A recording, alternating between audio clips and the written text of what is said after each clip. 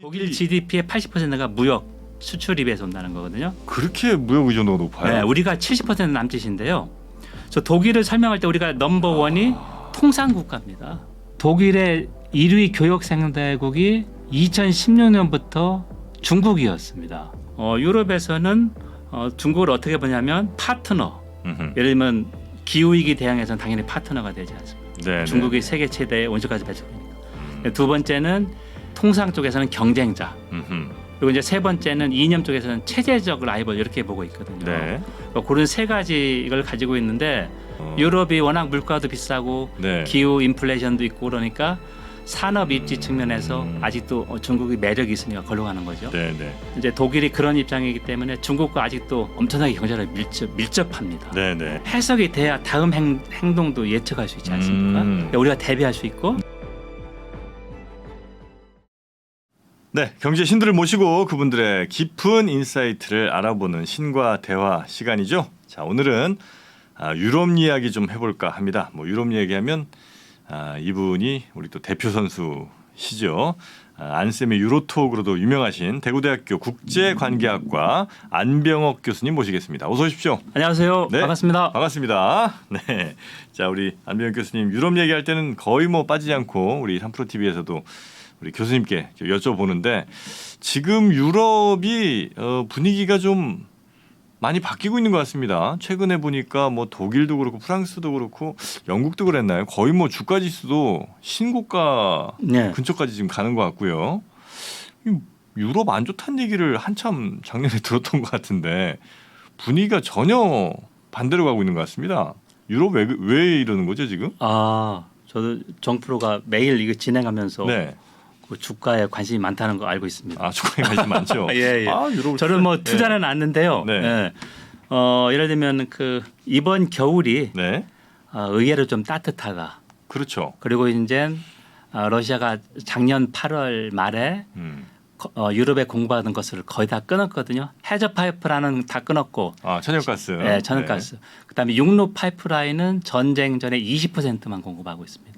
거의 끊긴 건데. 거의 끊었죠. 네. 이제 전쟁이 더 장기화하면 러시아가 그까지 끊을 텐데 네. 일단 유럽이 비축을 이번에는 충분히 했고 거기에도 날씨도 도와줘서 좀 다행스럽고. 그러니까 그 리스크는 좀 사라졌고. 그렇죠. 네. 그리고 이제 독일 경제도 올해 지금 약간 전망은 엇갈리는데요. 네. 원래 마이너스 한 0.34 했는데 네. 가장 최근은 플러스 0.34 정도로 나오고 있어요. 그러니까 기대를 되게 좀 낮춰 잡았는데 그거보다 좀 낮다 그렇죠. 싶으니까 워낙 달리는군요. 기대를 안타가 조금 나아진 그런 상황이죠. 그래요. 그럼 경제 일반적인 그 시민들이 느끼는 경제가 그렇게 썩 좋지는 않죠. 아무리 그래도. 체감 물가는 그렇게 썩 좋지는 않을 겁니다. 왜냐하면은 유럽연합 EU 27개국 작년 물가 상승률이 8.5 정도였거든요. 네. 그건 엄청 높은 거 아니에요? 엄청 높은 거죠. 네. 네. 그런데도 불구하고 지금 주가가 생각보다 굉장히 달리고 있어서 이게 무슨 일인가 싶기도 하고요. 이런 이야기 하나하나 좀 여쭤보도록 하겠습니다. 이 본격적인 이야기에 앞서서 지난 방송에 대한 AS를 좀 하고 넘어가신다고요? 예, 제가 이제 작년 7월 중순에 네. 우크라이나 전쟁에서 유럽 연합의 그린 딜 오늘 또 할 얘기인데 2019년 12월 말에 유럽 연합이 2050년까지 세계 최초의 탄소 중립 대륙을 만들겠다. 네. 과감한 비전을 제시했지 않습니까? 이제 미국도 IRA로 뒤늦게 동참했고 네. 우리나라도 비슷한 계획 발표했고요. 네. 자, 그런데 이제 우크라이나 전쟁으로 이 유럽의 그린 딜이 어려워지는 것이 아니냐. 국내 언론은 상당히 다 그렇게 보도했습니다. 네. 독일에서 지금 땔감을 찾는 얘기도 막 네, 나오지 네, 않습니까? 근데 그건 이제 단기적인 일시적인 거고 제가 얘기했던 것은 우크라이나 전쟁 이후에 오히려 이제는 화석 연료 의존을 빨리 탈피하는 것밖에 없다 해서 유럽이 중장기적으로 더 힘을 모으고 있다 그 얘기를 했거든요. 근데 이제 거기서 제가 댓글을 봤는데 가장 인상적이고 제가 꼭 답변해야 되겠다는 걸 하나 찾았는데요. 네. 어떤 게 있었냐면 유럽연합이 탄소 국경세를 이제 올해 말부터 시범 운영하고 2026년부터 정식으로 부과합니다. 탄소세라는 게 그러니까 탄소를 많이 배출하는 물건들에 대해서 세금을 더 부과한다는 건가요? 맞습니다. 네. 제조품이죠. 순탄소 배출국 제품에 대해서 FTA를 했더라도 별도로 세금을 부과하는 게 탄소세거든요. 네네. 그러니까 우리나라 이제 철강 유럽으로 많이 수출하죠. 비료, 뭐 알루미늄 이런 그 탄소를 많이 배출하는 네. 우리하고 중국 같은 경우 이제 순탄소 배출국이니까. 음. 그래서 이분이 지적한 게 EU가 이렇게 하나의 새로운 통상 장벽이 있지 않습니까? 네. 탄소세를 부과하는 게 이 세금을 걷어서 뭐 반도체 지원 그런 거 산업 정책, 산업 보호 정책 하려고 하는 것이 아니냐 이런 지적을 좀 날카롭게 하셨어요. 탄소세를 걷어서 원래 그냥 우리가 알고 있는 명분 같은 거는 탄소 중립으로 좀 가라, 빨리 이쪽으로 좀 친환경으로 가자, 이게 이제 목적으로 그렇죠. 알고 있는데 네. 사실은 이거 그 돈 걷어갖고 유럽이 지금 산업적으로 좀 뒤처져 있는 부분을 좀 육성시키기 위한 거 아니냐? 네, 그러니까 환경 정책하고 산업 보호 정책이 연관되는 게 아니냐? 당연히 연계되는 이런 상당히 날카로운 질문을 했거든요. 네. 그래서 이 유럽연합이 이 날카로운 이 3% 애청자 시청자의 이 코멘트를 들었는지 네. 작년 여름에 어떤 정식 발표를 했냐면 네. 일단 탄소세에서 걷어들인 돈은 친환경 정책에만 쓰겠다. 그러니까 이제 탄소세 운영하는 데 드는 인건비가 있겠지 않습니까? 네. 그리고 유럽연합이라는 하나의 지역 블록이 우리 그 기후정의 얘기하지 않습니까? 네네네. 그러니까 세대 간 기후정의도 있고 취약계층 그리고 취약지역 이런 쪽을 유럽연합이 일부 지원을 해줍니다. 회원국의 매칭 펀드로. 네. 그래서 그런 것만 쓰겠다고 공식적으로 발표를 했습니다. 어찌 보면 이건 이제 목적세니까. 그렇죠. 예. 그 목적에 맞게 쓰겠다는 거죠. 네네. 그런 우려가 있었는데 유럽에서 명쾌하게 이걸 해명을 했습니다. 그렇습니까? 네. 그럼 이제 여기에서 걷어들인 세금이 딴 데에서 쓰일 일은 아마 없다. 그렇죠. 네. 그렇게 명확하게 아주 선을 그었습니다. 네. 역시 뭐 그 유럽이 그 그린 이쪽으로 굉장히 뭐 앞서 가려고 하는 것 같은 느낌은 확실히 좀 있는데 지금 현재 미국도 그렇고 유럽도 이제 결국은 이제 탈탄소 쪽으로 가긴 가겠으나 유럽이 조금 더 아마 빨리 가려고 하는 것 같고요. 예. 그리고 이제 이 과정에서 미국의 그 인플레이션 감축법 이게 이제 또 각 나라들이랑 다 부딪히고 있는 그런 상황이잖아요. 갈등이 상당히 큽니다. 우리도 그렇고 예. 유럽도 이제 당연히 거기에 대해서 좀 뭐 반기를 좀 드는 것 같은데 이건 지금 어떻게 진행되고 있습니까? 예. 미국이 IRA 통과한 게 8월 달이었습니다. 네. 그래서 이제 미국에서 느낀 거는 뭐 여러 언론 보도도 있지만 좀 배신감. 왜냐하면 바이든 대통령이 동맹보고 내치고 제일 먼저 했던 게 해외 순방이 유럽이었었거든요. 2021년 6월 네. 유럽연합 그다음에 나토 정상회담했고 거기에서 만든 게 무역기술위원회 TTC가 있었습니다. 거기서 이런 이슈를 논의하는데 네. 미국이 여기에 이런 방구 통보도 없었습니다. 이런 걸 하려고 만든 기구인데. IRA를 하려면 적어도 그렇죠. 동맹국들한테 얘기는 좀 해주고. 얘기는 하고 이런 메커니즘이 다 있는데 전혀 통보가 없었고요. 그다음에 유럽도 원래는 하고 싶었는데 이게 보호무역이니까 못했던 거거든요. 네. 근데 미국이 이렇게 먼저 질러버렸으니까 상당히 배신감을 느껴서 작년 12월에 3차 TTC가 있었는데도 네. 미국이 한 것은 우리는 이건 도저히 되돌릴 수가 없다. 이미 뭐 다 법도 통과됐고 약간 한다면 시행령이나 조금 뭐 바꿔줘. 우리도 지금 그거 요구하지 않습니까? 네네. 네. 그래서 이제 미국과 EU가 계속 논의를 했는데 자 그럼 방안이 뭐가 있느냐? 첫 번째는 세계무역기구 WTO 제소가 있습니다. 근데 문제가 왜냐하면 미국의 IRA가 국내 산업을 보호하는 거니까 네. 유럽 산업을 빨리 그쪽 미국을 오라고 하는 것이고 근데 WTO가 항소심이 기능 정지되어 있습니다. 현재요? 네. 왜냐하면 트럼프가 2019년 12월에 항소심이 7명인데요. 네. 그 상임위원이 패널리스트죠. 임기 만료된 사람 임명하지 않았습니다. 그러니까 WTO가 1차 패널하고 이제 항소심이 있어야 기능이 가동되는 건데 자 그거 해봤자 소용이 없죠. 첫 번째. 그 미국에 빠지면 거기 운영이 안 되는군요. 그러니까 미국이 빠진 게 아니라 정확하게 네. 미국이 컨센서스를 안 준 거죠. 그러니까 패널 7명 상임위원을 임명하려면 네. WTO 의사 방식이 강경하게 반대하면 안 됩니다. 미국 이거 추가 임명 않겠다. 당연히 네네. 유럽연합은 이거는 국제 자유무역 질서에서 필요한데 꼭 임명해야 된다. 엄청나게 애썼지만 안 됐습니다. 네. 그러니까 우리가 일본 수산물 승인한 게 항소심에 적인 거거든요. 수산물 수입 금지가. 그러니까 자유무역의 보루가 하나가 무너진 것이죠. 저 WTO 제소도 안 되고. 네. 그럼 두 번째가 맞불로 넣는 방법밖에 없다. 네. 그래서 미국과 유럽하고 계속 얘기하다가 더 이상 안 되겠다. 이제 우리도 맞불을 놔야 되겠다. IRA 같은 거 우리 유럽도 한다. 그렇죠. 유럽판 IRA입니다.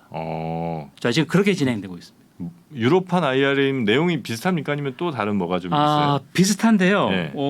제가 한번 이걸 좀 마련해봤는데 네. 지금까지 제가 봤던 그린 딜이라는 것만 봤는데 여기 보면 인더스트리얼 플랜을 추가했습니다. 그린 딜에 필요한 친환경 산업, 네. 청정 기술을 집중 육성하겠다. 이게 이제 2월 1일 기자회견에서 처음 나왔습니다. 오른쪽에 이제 펀데어라인 집행위원장이고요. 네. 왼쪽에 이제 대변인. 자, 이런 쪽에서 이제 어떤 계획이 있냐면 크게 기존에 지원하는 걸 좀 확대하는 게 있고요. 네. 새로 만드는 게 있는데요. 자, 우리 팬데믹 때 유럽이 ERF라고 해서 팬데믹 지원 기금을 만들었습니다. 우리나라 돈은 한 1,000조 원이 넘습니다. 네. 요게 37%가 기후 대응에 쓰이는 건데 기존에 있는 돈을 조금 더 퍼센티지를 높이겠다. 한 1,000조 원 정도 되는 기금 중에 한 3분의 1 정도가 기후 변화 이 대응으로 쓰는 건데 이거를 예를 들면 45% 50% 높이겠다는 거죠. 요거는 이제 회원국들이 네. 이견이 없으니까 가능합니다. 네. 그렇죠. 두 번째가 탄소 배출권 시장이라고 ETS라고 2005년부터 유럽연합이 운영하고 있는데요. 여기에 모든 산업이 포함되는 게 아니라 일부 산업만 포함됐고 네. 또 이제 그 무료 할당량 같은 게 있었는데 여기에 더 많은 산업을 포함시키고 무료 할당량을 줄인다. 자, 그럼 여기서 수익이 더 나오겠죠. 그렇겠죠. 그렇죠. 할당량을 줄이는 거니까. 네. 여기에서 이제 예상을 해보니까 2030년까지 한 7천억 유로 수익이 더 나온다. 그럼 상당한 돈이죠. 1,000조 원에다 7천조 원이면 한 1,800조 원 될 겁니다. 그러니까 탄소 배출이 많은 기업들로부터 어쨌든 그들은 탄소 배출권을 사야 뭔가 물건을 팔거나 할 수 있을 테니까. 맞습니다. 더 많은 기업으로 하여금 이 탄소 배출권 사게 하고 네. 이렇게 한다는 거고요. 네. 세 번째가 유럽연합 회원국끼리 EIB라는 유럽 투자은행이 있는데요. EIB. 예, 여기에서 이제 그린 전환 이쪽에 대해서 상당히 투자를 많이 하고 있는데 이쪽도 매칭 펀드로 투자 좀 늘리겠다. 늘린다. 이건 이제 기존 지원 확대하는 거고요. 네. 그다음에 신설하고 변경이 있는데 이게 조금 논란이 있습니다. 자, 유럽연합 27개가 이제 단일 시장입니다. 네. 예를 들면 상품이나 서비스뿐만 아니라 사람하고 노동도 자유롭게 이동하지 않습니까? 유럽 내에서는. 유럽 내에서. 네. 그런데 작년에 보조금 지원한 거 보면 독일이 유럽 전체 보조금의 53%를 지원했습니다. 왜냐하면 주머니가 두둑하니까 독일이. 독일이 돈을 많이 썼군요. 그렇죠. 네. 그런데 이탈리아 같은 나라는 지원해주고 싶어도 GDP 대비 독일의 3분의 1밖에 지원을 못했어요. 그래서 이제 유럽연합의 경쟁 정책, 네. 그러니까 국가 보조금은 유럽연합 행정부 역할을 하는 집행위원회가 아주 상당히 타이트하게 관리를 하거든요. 감독을 하고. 네. 이걸 조금 완화해서 친환경 기업한테 투자세 공제 확대하고 이런 승인 같은 거를 간소화하고 그러면 좀 빨리빨리 투자가 되지 않겠습니까? 네. 자, 이런 게 있고요. 두 번째가 국내 언론에서는 유럽 국부 펀드라고 그랬는데 제가 왜 이 주권 펀드라는 말로 번역을 했냐면 유럽 주권이나 전략적 자율성은 같은 말인데요. 뭐냐면 유럽이 G2 미국, 중국 그런 쪽에 치우치지 않고 독자적인 정책을 하겠다. 그게 이제 유럽 주권 전략적 자율성이거든요. 네. 그래서 유럽 주권 펀드를 새로 만들어서 친환경 기술 기초 연구나 이런 쪽에 대규모 지원하겠다. 이제 이게 새로 나온 게 주권 펀드인데요. 국내 언론에서는 유럽 국부 펀드라고 하는데 제가 이제 왜 주권 펀드라고 이걸 강조했고 또 하나는 유럽연합이 경제는 많이 이제 거의 연방 국가가 됐지만 네. 아직도 정치 외교는 회원국들이 권한이 강하기 때문에 국부 펀드라는 것은 한 나라를 상정하는 거 아닙니까? 그렇죠. 예. 그래. 그래서 이제 제가 주권 펀드를 한 거고. 그런데 여기서 문제가 되는 게 그럼 주권 펀드를 새로 만드는데 그럼 규모는 얼마나 할 것이고 자금 조달을 어디서 할 거냐? 그렇죠. 자금 조달을 그 코로나19 때처럼 집행위원회가 국제 자금 시장에서 신용이 최상위니까 그걸 가지고 기체를 할 것이냐 아니면 회원국들이 일부 출연할 것이냐. 이거에 대해서 이제 지금 본격 논의를 해야 되는데요. 네. 2월 8일 저희가 녹음하고 있는데 내일 그러니까 2월 9일하고 10일 브뤼셀에서 유럽 정상회담 EU 이사회가 열립니다. 네네. 유럽 이사회. 거기에서 이게 상당히 논란이 될 것이다. 그리고 또 하나는 국가 보조금 완화하는 건 동의하는데 영국이 유럽연합에서 탈퇴한 다음에 그래도 자유무역을 가장 지지한 나라가 올해 상반기 순회 의장국인 스웨덴하고 이제 네덜란드입니다. 거긴 자유무역을 조금 더 지향을 해요. 그래요. 더 지지를 하는 나라인데 이쪽은 국가 보조금 완화 필요성은 인정하지만 프랑스가 원하는 만큼 유럽판 IR식으로 이걸 허무면 안 된다. 국가 보조금 완화라는 거는 국가 보조금을 덜 준다는 거예요? 더 준다는 거예요? 국가 보조금 규정을 조금 타이트한 거를 네. 조금 완화해서 빨리 주고 이 심사 같은 걸 단축한다는 그 의미입니다. 정확하게. 그럼 더 주게 되는 방향이겠네요. 그렇죠. 더 주게 되는. 각 나라들이. 그렇죠. 고로 주는 걸 좀 보조금 규정이 너무 딱 단일 시장이니까 딱 네. 규정이 딱 맞아야 될 게 아니겠습니까? 그런 걸 조금 완화해서 신속하게 단기간에 준다는 그건데요. 요거 대해서 이견이 큽니다. 자, 그렇기 때문에 이렇게 하고 제가 한번 다시 강조하고 싶은 게 그 유럽연합의 경쟁 정책인데요. 네. 우리나라의 그 공정거래위원회 역할을 네. 유럽연합 집행위원회가 행사합니다. 왜냐하면 단일 시장을 유지하려면 네네네. 단일한 국가 보조금 규정이 있어야 되지 않겠습니까? 뭐 그렇겠죠. 27개국 회원국에 공동적으로 적용되는 그런 걸 있어가지고요. 예를 들면 1년에 집행위원회가 국가 보조금을 몇 건을 승인하느냐? 평균 450건이었습니다. 1년에 450건. 하루에 한 건 반 뭐죠? 그렇죠. 예. 주 5일 그러면 하루에 1.43건입니다. 예. 그러니까 예를 들면 유럽에서 녹색 수소 대규모 투자하고 싶었는데 이거 승인만 했는데 2년 넘게 걸렸습니다.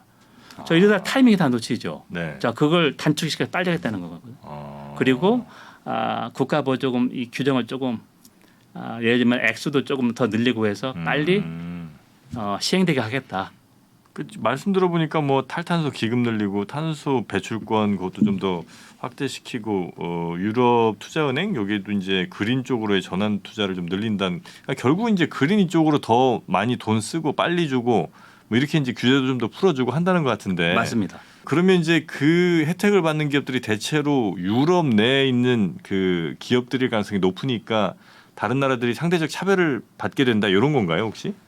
이게 이제 저도 그게 이제 핵심 질문이라고 생각해서 네. 과연 유럽이나 또 미국처럼 네. 유럽 내에서 생산만 해야 지원할 거냐 그거를 좀 계속 지켜보고 있는데요. 네. 일단 이제 집행위원회가 1일 날 기자회견하면서 정책 아니면 입법 제안문이 이제 커뮤니케이션을 발표했는데 거기에는 큰 틀만 나왔습니다. 그래서 유럽에서 생산하는 기업만 지원하겠다는 건 없지만 네. 대체적인 방향은 그렇게 가지 않을까. 라고 생각이 그렇죠. 이제 세부적으로 이제 계획이 나오거든요.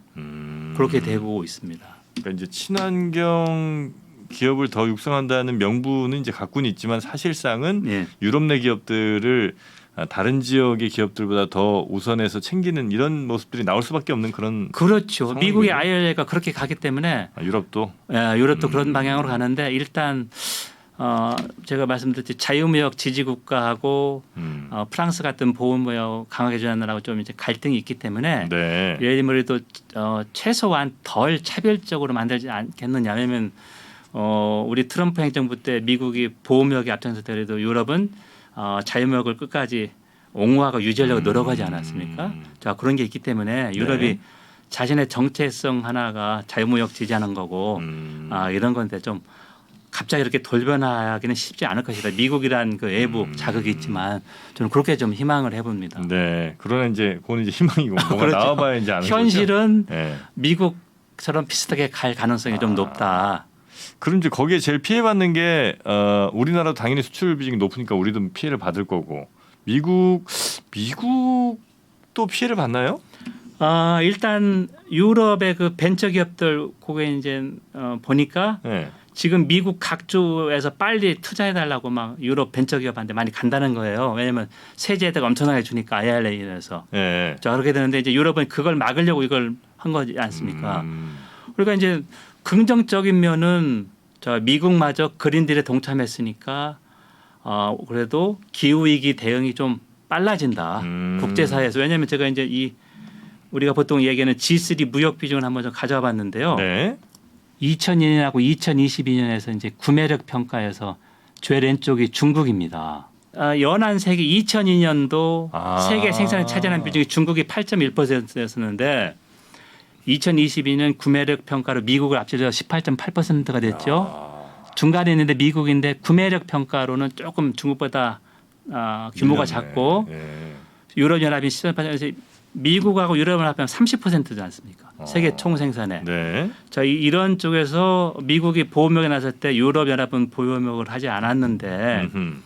유럽연합마저 이 미국의 맞불을 놔서 보호무역으로 가면 우리 같이 무역 의존도가 상당히 높은 큰 나라한테는 타격일 수밖에 없지 않습니까? 그렇겠죠. 그게 이제 오늘 핵심 이슈인 거고요. 중국도 뭐 아마 타격이 좀 있긴 있을 것 같긴 한데 혹시 우리는 뭐 대책이랄 게 있나요? 뭐 어쨌든 수출을 해야 그래도 잘 살 수 있는 나라인데 예. 뭐 그렇다고 우리도 뭐 이렇게 담쌓고 그러면 우리도 이렇게 할래 이건 안 될 것 같고. 그렇죠. 제가 볼 때는 제일 네. 좋은 게 국내 기업이 유럽에 투자해서 뭐 합작하든지 그런 게 제일 좋지 않을까. 예를 들면 뭐 헝가리에 무슨 배터리 공장 지어서 그렇죠. 유럽 내에서 유통하게 하는 맞습니다. 건. 네, 그게 제일 좋지 않을까 생각하고요. 네. 제가 다 자료 하나 또 가져온 게 네네. 2017부터 22년까지 전 세계 청정에너지 분야별 투자인데요. 네. 제일 위에 왼쪽에 있는 게 재생에너지입니다. 3,300억 10억이니까 3,300억 달러에서 거의 5천억 달러까지 급증했습니다. 그렇죠? 네. 이 정도로 급증을 했고 반대로 밑에 중간에 원자력은 거의 정체했습니다. 네. 한번 보시죠. 그러니까 돈이 그렇게 움직인다는 거니까 네. 원자력은 기후위기 대응에서 보통 생각하는 게 재생에너지가 불안정하니까 그거에 따라서 원자력은 좀 안정적인 에너지원으로 생각하지만 그렇게 늘리지는 않고 이 돈의 흐름을 본다면 네. 재생에너지 투자가 상당히 급증하고 있고요.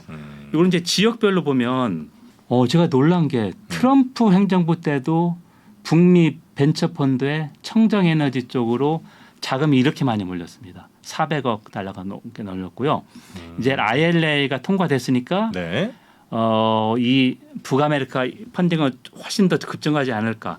반대로 유럽은 100억 달러 정도밖에 안 되니까 미국의 4분의 1밖에 안 됩니다. 자, 그런데 미국도 유럽판 IRA를 죄송합니다. 유럽 연합도 미국판 IRA를 하니까 네. 이게 좀 많이 올라가지 않겠습니까? 그렇게 이제 서로 경쟁하는 거죠. 네, 네, 네. 근데 그 유럽 경제를 하나로 만약에 본다면 미국이랑 비교할 때 뭐 그 규모 자체가 비슷합니까? 아니면 그래도 미국이 역시 더 좀 큰가요? 아까 그 구매력 평가로 봤을 때는 한 여기서 미국이 한 1% 포인트 정도 크죠. 거의 비슷하군요. 네, 거의 비슷합니다. 영국이 탈퇴하지 않았다면 이유가 조금 더 큽니다. 영국이 나가서 좀 줄어들었습니다. 네, 네, 네, 네. 그럼 이제 결국 각 유럽 블록 혹은 뭐 미국 블록은 이제 자기들 이제 담쌓고 자기네 나라에서 생산된 물건을 좀 어쨌든 소비를 늘리려는 정책을 뭐 보조금 형태가 됐든 아니면 규제를 이렇게 완화해주는 방식이 됐든 해 보는 것 같은데 예. 이 결과는 그러면 전체적인 물가 인상 이런 걸로 이어질 수가 있겠네요. 어쨌든 지금 현재까지는 전 세계에서 가장 싼 곳에서 만들어서 소득 센 곳으로 이렇게 많이 판매하는 그런 방식이었다면 이제는 이제 각 지역별로 생산하고 지역에서 소비하는 거면 효율은 떨어지지 않겠습니까? 예, 그게 맞는 맥락이라고 생각하고요. 예. 우리 그 기후 위기에서 또 나온 말이 기후 인플레이션. 기후 인플레이션. 네, 왜냐하면은 그 극단적인 날씨가 계속되면서 네. 예를 들면 작년 유럽에 독일 라인강 수위가 너무 낮아서 그랬었죠. 독일은 그 수상 운송, 내륙 수운 이쪽이 크게 발달했거든요. 네. 화학 산업이나 뭐 중공업 그쪽이 수송을 못해서 물가가 많이 올랐습니다. 네, 네. 그러니까 이제 기후 인플레이션도 있다가 이제 녹색 전환하면서 최소한 2, 3년은 물가가 좀 오를 수밖에 없겠죠. 그 이제 적응되면 그건 이제 중장기적으로 볼 테고. 네. 예, 그렇게 생각합니다. 그 어떤 기업에 투자한다는 게 아직 구체적으로 나온 건 아니죠. 그냥 그린 이쪽으로 간다 그렇죠. 이 정도. 큰 틀이고 기존에 있는 거를 더 이쪽 비중을 높이고 주권 펀드를 만들고 했지. 네. 구체적으로 하는 건 앞으로 이제 계속 나옵니다. 그게 이제 움직임이 지금 정프로가 지적하셨듯이 네. 미국하고 비슷하게 갈 가능성이 높은 거죠. 네. 근데 미국은 제가 뭐 유럽인 잘 안 가봐서 모르는데 유럽 같은 경우는 생산 시설 같은 것이 좀 있나요? 생산 시설이요. 예. 유럽에 예를 들면 뭐 헝가리 같은 데는 뭐 요즘 막 기업들이 국내 기업도 투자했죠. 투자한다고 하는데 유럽에서도 뭔가 제조업 뭐 이런 것들이 좀 있는지 아니면 대체로 그냥 수입해서 쓰지 않았었나요? 유럽에 이제 제조업이 뭐 다국적 기업이 많으니까 독일 같은 경우는 좀 있겠군요. 독일은 그 우리 울산의 현대자동차처럼 네. 독일 중부의 루드비히하펜이라는 있는데 거기에 BASF 바스프 본부입니다. 뭐 그래서 화학 거기 기업 뭐 이런 그렇죠. 데들도 거기는 뭐 있고. 들어가면 굴뚝이 몇백 미터가 다 보이고 음. 그럼 완전히 예를 들면 바스프 도시라고 하는데 네. 그쪽이 이제 세계 최대 생산 시설인데 제가 두 번째 시간에 얘기하겠지만 중국이 같은 규모 시설 죄송합니다. 독일이 같은 규모 시설을 중국에 지금 짓고 있습니다. 독일이 중국에? 네, 중국에 두 번째 세계 최대 규모의 완전히 종합 화학 플랜트 공장을 작년 10월에 착공을 했습니다. 네. 그래요. 그 얘기는 유럽이 워낙 물가도 비싸고 네. 기후 인플레이션도 있고 그러니까 산업 입지 측면에서 아직도 중국이 매력이 있으니까 걸로 가는 거죠. 네네. 유럽은 근데 예를 들어 자원 같은 게 사실 이렇게 많은 땅은 아닐 거 아닙니까? 예. 그래서 뭐 그냥 생각나는 게 배터리 기준으로 말씀드리면 뭐 리튬이든 뭐 이런 것들을 다 어쨌든 수입해서 갖고 와야 될 거 아니에요. 맞습니다. 그거에 대해서는 미국은 이제 그런 것도 규제하려고 하잖아요. 네. 뭐 근데 유럽은 그 정도까지는 못 하겠죠. 유럽도 비슷한 법을 만들었는데요. 네. 핵심 원자재 법안이라고 그래서 네. 지금 이제 이해 당사자들 의견을 구하고 있는데 목표는 그 배터리에 들어가는 리튬, 마그네슘 같은 그 광물의 자급도를 높이겠다. 나요? 유럽에? 자급도를 높이겠다는 게 이제 뭐 프렌드 쇼어링이지 않겠느냐. 중국에 너무 의존하고 있으니까. 유럽과 친한 나라들. 그렇죠. 동맹국 위주로 이제 공급망 재편. 뭐 호주 같은 데서 이렇게 갖고 오거나 이럴 수도 맞습니다. 있겠군요. 네, 그런 식으로 지금 생각하고 있습니다. 그래요. 우리나라는 어떻게 보십니까? 이 상황이 이제 어떤 유럽도 뭐 그냥 안 하진 않을 것 같고 이렇게 이 방향으로 가면 네.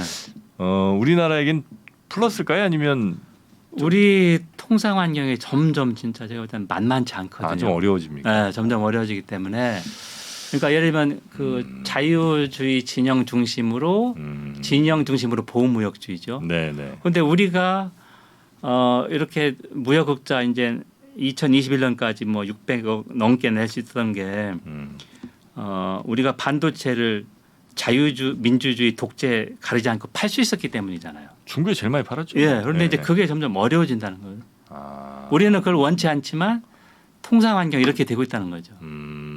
그럼 이제 우리는 어쩔 수 없이 뭔가를 선택할 수밖에 없거나 아니면 그 양이 확 줄어들 수밖에 없는 상황에 놓일 수도 있다. 네, 그러니까 이제 뭐 합작 투자라든지 뭐 여러 가지 좀 머리를 좀 짜내야 되지 않을까. 혹시 좀 이따 다시 말씀 주실 것 같긴 한데 중국이랑 유럽 관계는 좀 어떻습니까? 네, 일단 이제 유럽이 지금 약간 중간자적 입장이라고 할 수 있는 게 네. 미국은 중국에 대한 이제 봉쇄 정책 말은 아니라고 하지만 포용하고 봉쇄를 본다면 훨씬 더 봉쇄에 방점이 있는 거지 않습니까? 네네. 봉쇄 정책을 하는데 당연히 유럽도 동참해 주기를 원하고 이제 그걸 요구하는 건데요. 네네. 유럽에서는 중국을 어떻게 보냐면 파트너. 예를 들면 기후위기 대응에서는 당연히 파트너가 되지 않습니까? 네네. 중국이 세계 최대의 온실가스 배출국이니까. 두 번째는 통상 쪽에서는 경쟁자. 그리고 이제 세 번째는 이념 쪽에서는 체제적 라이벌 이렇게 보고 있거든요. 네. 그러니까 그런 세 가지 이걸 가지고 있는데 그렇게 본다면 미국이 예를 들면 기후위기 대응에서 중국하고 제한적 협력을 한다면 유럽은 조금 더 그쪽에 협력이 좀 많은 편이고 중국과. 네. 그리고 통상 쪽에서는 EU 27개 나라의 최대 경제대국 독일하고 중국 관계 어떨까? 그게 이제 두 번째 주제인데 그거하고 이제 독일이 그런 입장이기 때문에 중국과 아직도 독일은 엄청나게 경제를 밀접합니다. 네네. 자, 그게 이제 유럽연합 차원에서 독일이 세계 최대의 경제대국이고 프랑스도 당연히 중국과 교역을 많이 하고 있기 때문에 디커플링 그건 아직은 아니다. 네. 그리고 이제 독일 그 외교 정책 기조 하나가 이제 동방 정책인데 핵심이 통상을 통한 변화입니다. 통상을 통한 접촉. 네. 그게 이제 러시아 정책에서는 실패한 거고요. 그런데 제가 어떤 얘기를 하냐면 서독이 러시아 가스를 받기 시작한 게 1973년부터입니다. 네. 예. 아 이미 뭐 이념적으로 완전히. 예. 그래서 이제 러시아가 우크라이나 침략한 게 1년 전인데 49년 동안은 러시아가 예를 들면 독일이 주장했던 게 적국하고도 통상 관계가 긴밀하면 적국이 함부로 이거를 볼모로 쓰지 못할 것이다. 그 얘기를 계속 했는데요. 49년 동안 맞았습니다. 근데 미국은 73년도 서독이 육로 파이프라인으로 러시아 가스를 받을 때부터 그때 소련이었죠. 네. 항상 했던 게 서독을 압박했습니다. 똑같이 50년 전에도. 자 이렇게 하면 소련한테 볼모가 돼서 안 된다. 그런데 서독은 독일은 그렇지 않다. 동방 정책이 모토였었거든요. 그렇게 해왔습니다. 아직도 독일은 분명히 러시아의 우크라이나 침략 이후에 외교 정책 전반을 점검하고 있지만 네. 중국 시장이 워낙 크기 때문에 디커플링은 아직은 노입니다. 그렇게 말씀드립니다. 네네네. 요건 이제 약간 그 사이드 질문인데 지금 이제 우크라이나랑 러시아랑 어떤 분들은 이제 막바지까지 다 온 것 같다는 분들도 계시고 예. 어떤 분들은 이건 이제 완전 장기전으로 이제 접어들었다 어쩔 수 없이 이런 분들도 계신 것 같은데 이건 뭐 개인적인 판단이실 거고 뭐 지금 예. 이건 워낙 뭐 변화가 크니까 뭐 현재까지만 보실 때는 우리 교수님은 이 우크라이나 러시아는 혹시 어떻게 보십니까? 저도 예. 최소한 1, 2년 더 갈 수 있는 가능성이 좀 크다고 보는 이유가요. 네. 일단 우크라이나가 독일, 네덜란드 그다음 미국에 이제 탱크를 받지 않습니까? 그 탱크가 우크라이나 가서 작전 준비되는 게 빨라야 4월 초입니다. 실전 배치되는 건 예. 네. 준다고 그랬고 그게 바로 가는 게 아니고요. 그렇겠죠. 네, 자 4월 초고 러시아는 그 탱크가 오기 전에 지금 총공세를 하고 있거든요. 예. 자 그런데 이제 러시아는 미국 다음에 핵무기를 많이 가지고 있는 나라에서 우리가 흔히 얘기하듯이 정의파, 그러니까 러시아 침략자를 규탄해야 된다는 게 현실적으로 불가능합니다. 핵무기를 가지고 있고 유엔 안보리 상임이사 러시아를 어떻게 굴복시키겠습니까? 그런데 푸틴은 이미 장기전에 돌입했거든요. 왜냐하면 전쟁이 장기화할수록 예를 들면 올 겨울에 유럽이 추워지고 가스 비축이 안 된다면 이제 여론이 들끓지 않겠습니까? 당연히. 네. 자 그런 걸 노리고 있고요.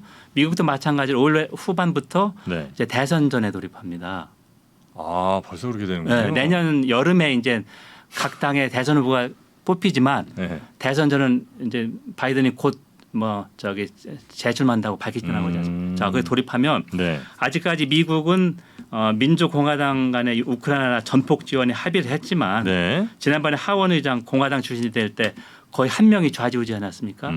자, 그러면 이제 미국도 장기전이 될수록 특히 대통령 선거에 가까울수록 이걸 정치적으로 이용하려고 하기 때문에 우크라이나 지원을 단순히 끈질 수는 없지만 지원이 조금 더딜 수도 있고 그럴 수밖에 없고 푸틴은 그걸 다 알고 있지 않을까 생각하거든요. 자 그렇기 때문에 장기화할 가능성이 좀 더 높다.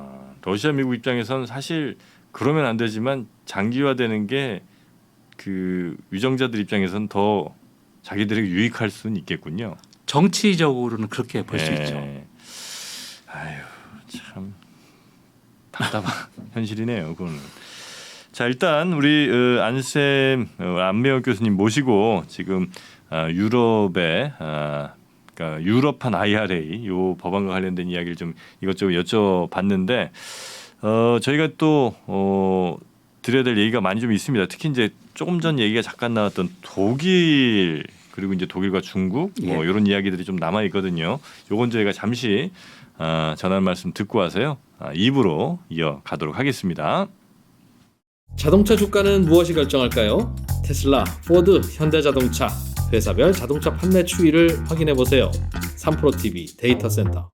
네, 신가대와 오늘은 대구대학교 국제관계학과 안병옥 교수님 모시고 유럽 이야기 나누고 있습니다.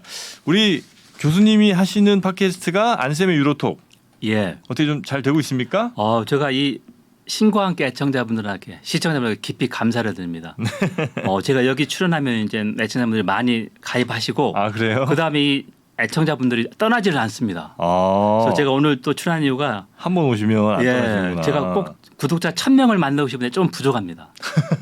그래서 네. 1,000명을 좀 돌파해서 꼭 도와주십시오. 아, 알겠습니다. 오늘 이후로 1,000분. 예, 무조건 가는 유로톡, 유럽을 이야기하는데 유로톡입니다. 네, 유럽에 조금 일찍 우리가 관심을 가졌다면 유럽이 이렇게 시장 올라갈 때 조금 뭘 좀 투자 이 재미를 좀 볼 수 있었지 않을까 하는 아쉬움이 좀 있는데 여튼 뭐 유럽 하면 근데 성장이라는 게 없는 지역이다 이런 생각이 좀 기본적으로 있어갖고 예, 좀 저성장이죠. 선진국들이 많이 네. 몰려 있어서 그렇죠. 근데 또 최근에 올라간 거 보니까 꼭 그렇지도 않은 것 같기도 하고 네. 그나저나 이 앞에 있는 책은 무슨 책입니까? 예. 우리가 이제 영국에 대해서 좀 관심이 많잖아요. 영국은 왜 그럴까 좀 궁금하고. 영국은 유럽이랑 또 색깔이 다른 것 같아요. 그렇죠. 좀. 다르죠. 그래서 네. 이제 제가 대중서적 2권을 썼는데요. 네. 하룻밤에 읽는 영국사가 2년 반 전에 출간됐는데 네. 이제 4세가 거의 다 나고 이제 5세 찍습니다. 네. 그래서 이제 아무래도 이 신과학계 애청자분들이 시점을 많이 좀 사랑해 주셨다. 그리고 이제 옆에 있는 셜록 홈즈 다시 읽기는 네. 우리 셜록 홈즈 모르는 사람 없지 않습니까? 셜록 홈즈 알죠? 네, 셜록 홈즈 덕후. 네. 네, 저도 셜덕인데요. 네.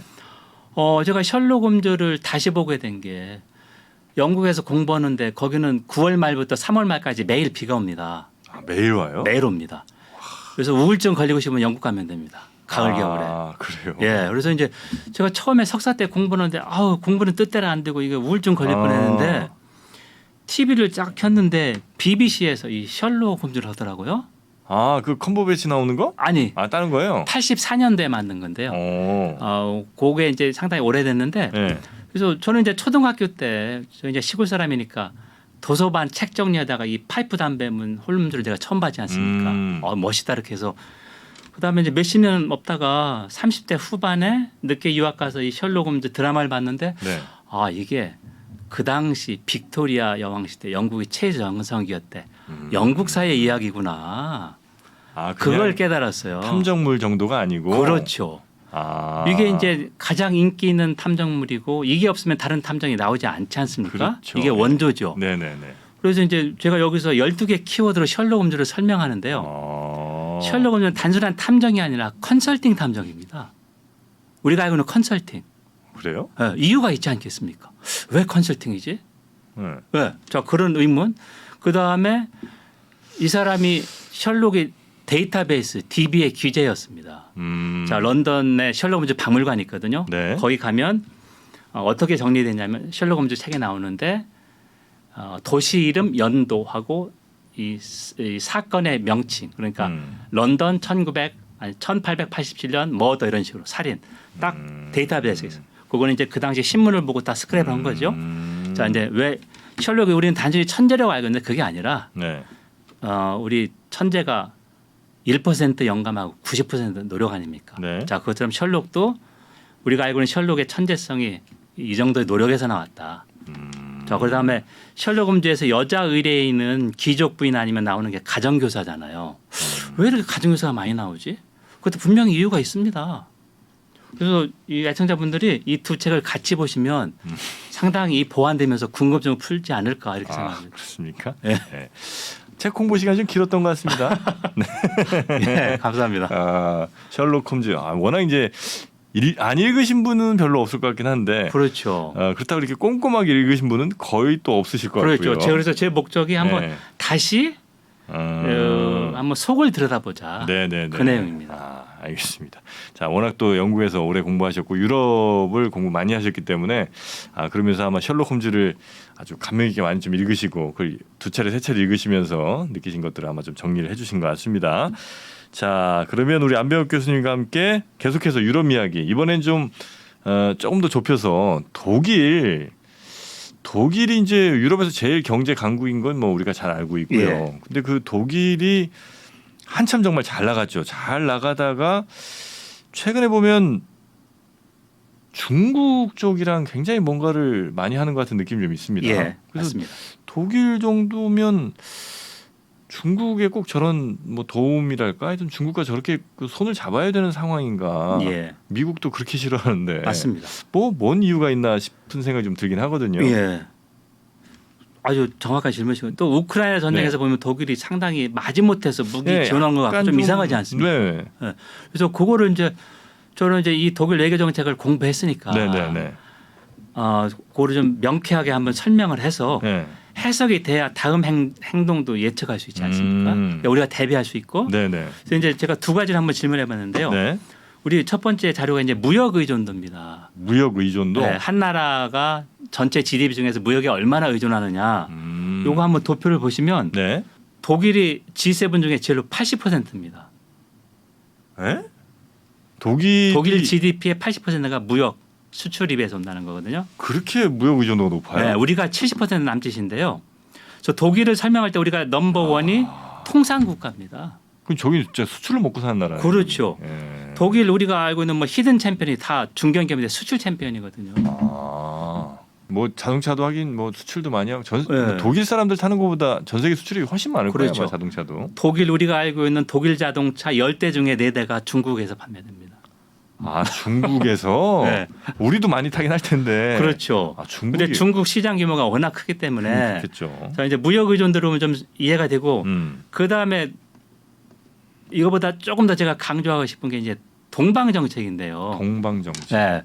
독일에서 볼 때 동쪽으로 이제 옛날 공산권이지 않습니까? 그렇죠. 네, 그래서 이제 서독에서 그 빌리 브란트 노벨 평화상 받은 총리가 69년부터 실행한 정책인데요. 네. 소련과의 관계를 개선하고 소련과 관계가 개선되니까 이제 동독하고도 관계 개선해서 기본 합의서도 맺었고 기본 조약 72년도 그랬습니다. 네. 그래서 모토가 접촉을 통한 변화인데 여기서 접촉은 통상을 얘기합니다. 적국이라도 통상을 해서 긴밀하게 하면 소통할 수 있고 모험적인 행동을 못하게 만든다. 그게 모토였었거든요. 그래서 아까 제가 전 시간에 조금 설명했지만 네. 서독이 소련 가스를 받기 시작한 게 1973년도부터입니다. 그때부터 미국은 계속 서독한테 그러지 말아라.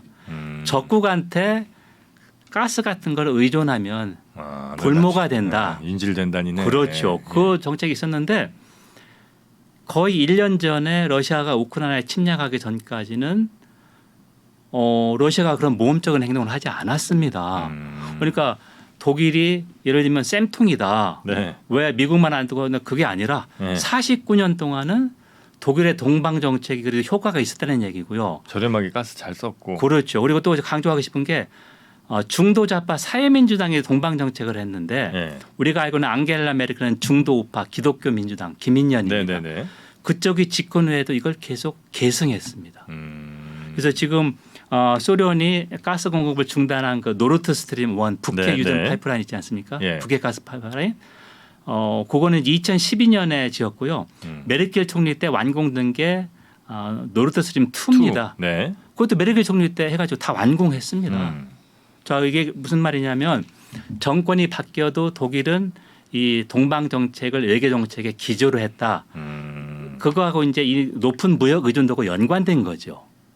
네네네. 무역 의존도가 80%인 나라이기 때문에 무역으로 시장 개척 안 하면 살 수가 없습니다. 자 그러니까 이걸 이제 두 개 기조를 두고 봐야 됩니다. 다른 나라들과 관계 끊는 거 이런 거는 스스로 그냥 발목을 잡는 행위군요. 그렇죠. 네, 적국이라도 계속 이야기하고 소통하고 문을 열어둬야 된다 그런 네네. 거고요. 그래서 가장 논란이 되게 최근에 있었던 건데요. 네. 함부르크 항이 유럽에서 뭐 3위 안에 드는 거대 항구잖아요. 유럽 수출 때 그쪽하고 암스테르담 가지 않습니까? 네, 로테르담. 네. 거기에 중국 원양해운이라고는 코스코가 최대 주주가 되려고 그랬어요. 독일의 항구. 최대 항구에 예. 최대 중국의 주주가 그렇죠. 이건 미국에서는 상상도 못할 거 아니겠습니까? LA 항의 최대 주주가 그리고 중국 기업이- 코스코라고 하는 국영 해운회사가. 그건 뭐 있을 수 없는. 자, 그런데 독일에서 어떻게 결론이 났냐면 원래 35% 지분을 매입해서 의결권 행사해서 제1대 주주가 되려고 그러는데 네. 숄츠 총리가 이제 사회민주당이고 네. 지금 연립정부가 세 개 정당입니다. 중국에서 강경 정책을 원하는 녹색당, 인권을 중시하고 있기 때문에 네. 그리고 친기업적인 자유민주당이 있습니다. 자, 그래서 결론이 어떻게 나냐면 의결권은 행사하지 못하지만 지분의 24.9% 매입을 승인했습니다. 의결권은 없지만 24%. 24.9% 지분 매입은 승인했는데요. 4분의 1까지 준 거네요. 그렇죠. 네. 이거에 대해서 이제 녹색당의 그 여자 외무장관 아날리나 배우보고 상당히 화가 나서 어떻게 얘기했냐면 희망에 근거하는 완전한 경제적 의존은 우리를 정치적 협박에 내맡긴다. 미국하고 비슷한 말했죠. 우리와 가치를 공유하지 않는 나라에 너무 과도하게 의존한 것을 더 이상 용인할 수 없다. 지금 이제 PPT 나오고 있습니다. 그리고 독일 해외정보부나 독일 외무부 경제기부도 반대를 했는데 네.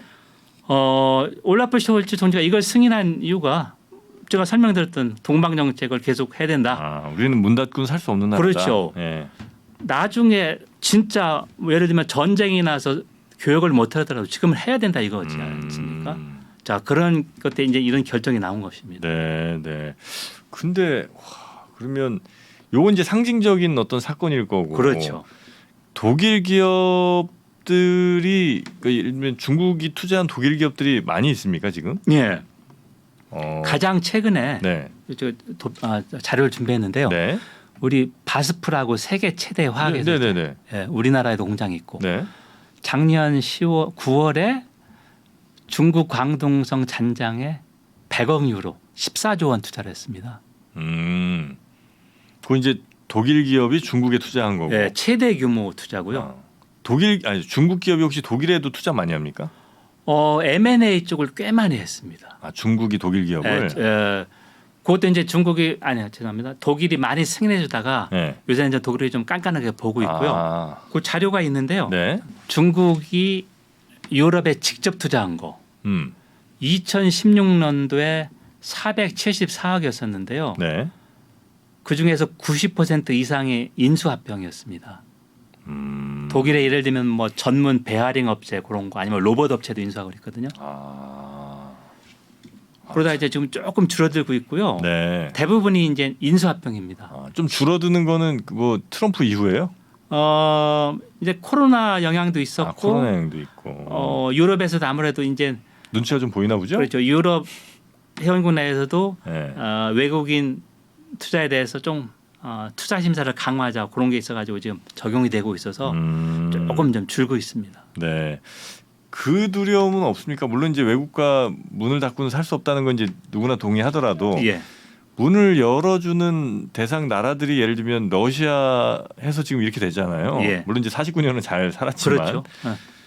그래도 뭐 뗏목이래 그 땔감까지 뭐 이렇게 쓴다고 하는 그런 얘기까지 좀 들리기도 하는데 중국도 사실 그렇게 신뢰할 수 있는 나라는 또 아니잖아요. 유럽 사람들 입장에서 볼 때. 야, 그 중국 믿고 이렇게 했다가 나중에 다 뭐 기술 탈취하고 이러면 어떡하냐 이런 우려도 있긴 있겠죠. 당연히 있죠. 한 2년 전에 네. 중국하고 유럽연합이 쌍무 투자협정을 서명했는데 아직 비준이 안 됐습니다.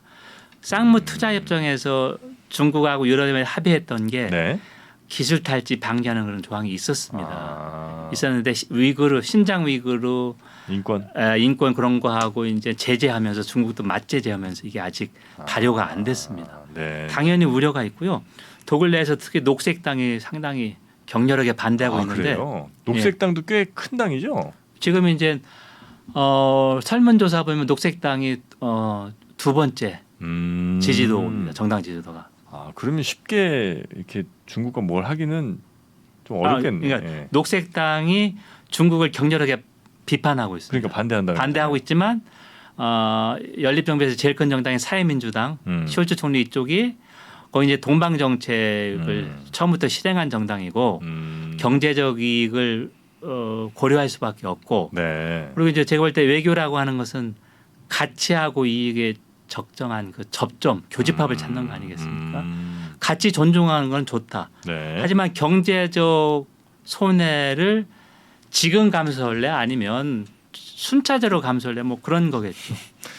그 예전 그러니까 사실 우리도 그랬습니다만 이제 중국과 경제적으로 굉장히 교역을 크게 늘린 상태였고 군사적으로는 어쨌든 이제 미국과 더 가까운 동맹으로 있는데 독일도 사실 뭐 수출이 어디가 더 큰지 모르겠습니다만 중국에 많이 수출을 하더라도 군사적으로는 또 미국과의 동맹 뭐 이런 게 있을 거 아니에요. 당연하죠.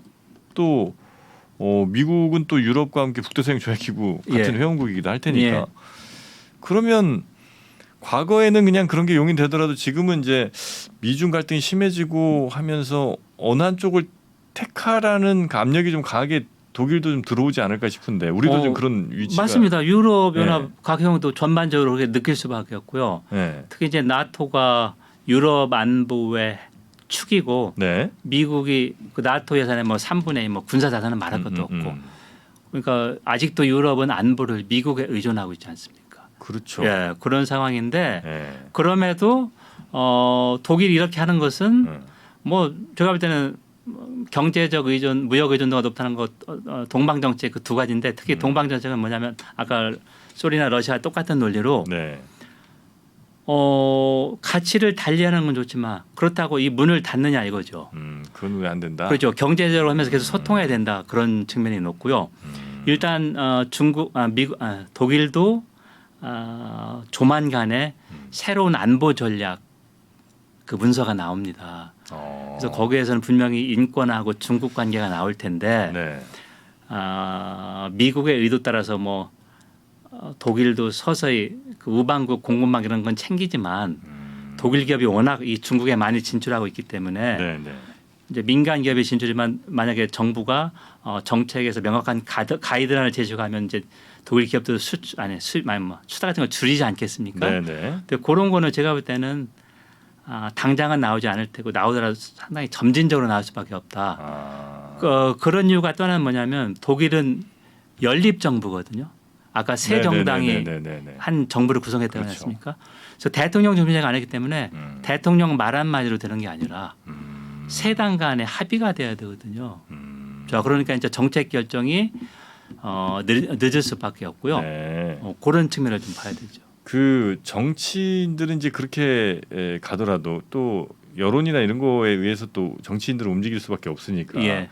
독일 국민들은 뭐 그런 국제적인 관계를 아주 세밀하게 다 분석하기보다는 일단은 즉각적인 반응을 할 가능성이 높잖아요. 예. 예를 들어 러시아가 우크라이나 침공했어. 그러면 야, 저 못 믿을 러시아 놈들 같은 비슷해 보이는 중국 저 공산당 놈들 뭐 이런 예. 생각을 하면서 예. 조금 국민적인 여론이라든지 국민적인 감정은 중국에 대해서 좀 안 좋은 생각을 할 수도 있을 것 같은데 당연하죠. 하고 있습니까? 지금? 네, 당연하죠. 녹색당이 특히 이제 지금 두 번째 정당 지지도고 네. 상당히 그런 여론 그런 건 있지만 네. 그렇다고 경제적 관계를 포기할 수는 없다. 그렇죠. 포기할 수는 없다는 거고 이 예를 들면 우리가 지금 신냉전 시대라고 하지 않습니까? 네네네. 그래서 옛날 구냉전 2차 대전부터 이제 소련 붕괴되기 전까지는 경제가 안보에 종속돼 있었잖아요. 네. 구냉전. 그런데 신냉전은 뭐냐면 중국이 세계무역 WTO에 2001년 가입해서 중국하고 러시아가 세계 경제에 깊숙이 편입됐거든요.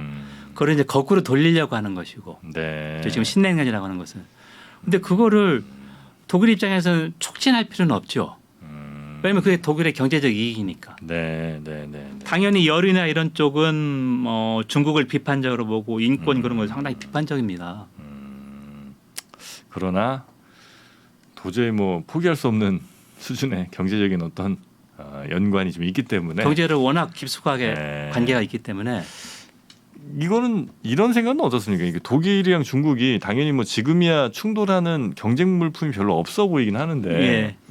점점 중국도 이제 뭐 첨단 제조업들이 이제 발전하면서 예를 들어 심플하게 그냥 전기 자동차만 보더라도 예. 중국이 유럽에 많이 갖다 팔잖아요. 예. 근데 유럽이 만약에 중국을 싹 문을 닫아버리고 유럽 내에서 전기차 생산할 수 있는 나라 따져보면 결국 이제 독일이나 프랑스 정도일 텐데 그렇죠. 독일 입장에서는 그러면 중국 차 안 들어오고 우리 뭐 폭스바겐 같은 거 잘 네. 팔면 오히려 이것도 괜찮겠다 이런 생각은 안 하나요? 저도 그거 이제 아까 제가 지켜본다고 했을 때 뭐냐면 네. 미국 IRA는 미국에서 생산되는 전기차만 지원하지 않습니까? 네. 예, 한 1,000만 원 정도. 음. 근데 유럽은 아직까지는 중국의 BYD 전기차 수입된 것도 지원합니다. 전기차기 때문에. 네. 자, 그래서 이번에 유럽이 유럽판 IA를 만들면서 과연 미국처럼 그러니까 BYD 지원 안 할 것이냐 이것도 꼭 지켜봐야 될 문제입니다. 네. 그거 언제 결론나요? 그건 좀 올해 안에 나지 않을까? 올해 안에? 올해 안에. 예. 좀 기다려야 되네. 왜냐면은 그 자유무역하고 이 같은 해양국내에서도 이제 충돌하니까 미국처럼 똑같이 할 수는 없지 않느냐. 네. 우리가 그래도 미국하고 거의 비슷한 경제 규모에서 자유무역을 옹호하고 지지했는데 우리마저 이렇게 하면은 좀 낯뜨겁지 않겠습니까? 네. 좀 고민이 좀 있긴 있겠네요. 그러면 네. 상당히 지금 핵심 중에 제일 고민 중에 고민이죠. 하긴 뭐 독일이나 유럽 같은 독일은 이제 자동차 엄청 중국에 팔 테고 예, 유럽의 뭐 프랑스나 이탈리아 같은 데는 또 명품 시장이 중국이 엄청 크니까 맞습니다. 결국 이제 그걸로 지금 뭐 아마 신고가 돌파하고 아마 주식들도 그럴 것 같은데 이거를 포기하고 유럽 안에서만 장사하자 이거는 아마 그 기업들이 선택하기 쉽지 않고 그 나라들이 그 큰 돈을 포기하기는 뭐 쉽지 않을 것 같은 그러니까 생각이 중국 들긴 하네요. 시장에서 예를 들면 조금씩 투자를 줄이면서 네. 다른 예를 들면 우방국 시장을 개척한다는 건 있을 수 있어도 네. 예를 들면 뭐 미국에서 흔히 얘기듯이 뭐 2032년까지 전까지 중국이 타이완 침공한다. 네. 그런 일이 일어나지 않는 한 예를 들면 독일이 중국에 대한 투자를 이렇게 늘렸는데 이걸 하루아침에 손 뗀다는 건 있을 수가 없죠. 참 뭐 정치 특히 이제 외교와 이런 것들이 다 뒤섞이면서 경제적인 결과들이 또 어떻게 나올지도 하여튼 우리 교수님께서 잘 좀 짚어주셔야 저희들이 판단하는데도 왜냐하면 이제 저를 비롯한 또 개인 투자자분들이 중국 기업에도 많이 투자하거든요. 예. 유럽은 아직까지 뭐 하는 분이 많지는 않은 것 같은데 예. 중국도 근데 만약에 이런 상황이 돼서 유럽과 뭔가 이렇게 끊어진다든 이런 일이 벌어지면 또 그것도 굉장히 큰 이슈일 수 있어서 중국 경제에 상당히 타격일 수밖에 없는 게요. 그렇죠. 이게 제가 이제 독일 자료를 한번 가져왔는데 예. 독일의 1위 교역 상대국이 2016년부터 중국이었습니다. 여기 한번 보시면 네. 독일이 중국과 교역에서 수입이 조금 많습니다. 그래서 2,121억 유로 정도고요. 네. 이 정도 큰 시장이거든요. 포기하기는 뭐 네. 불가능한 것 같긴 한데, 하여튼 근데 또 중국 입장에서도 만약에 미국도 좀 이렇게 막혀가는 것 같은데 유럽까지 막히면 정말 물론 러시아나 뭐 인도 이런 데도 팔 수는 있겠습니다만 그래도 제일 큰 두 시장을 잃는 거니까. 그러면 중국 경제에 큰 타격이 바로 우리 경제의 타격 아닙니까? 그렇죠. 중국이 또 큰 타격 예. 받으면 우리 그렇죠. 맞습니다.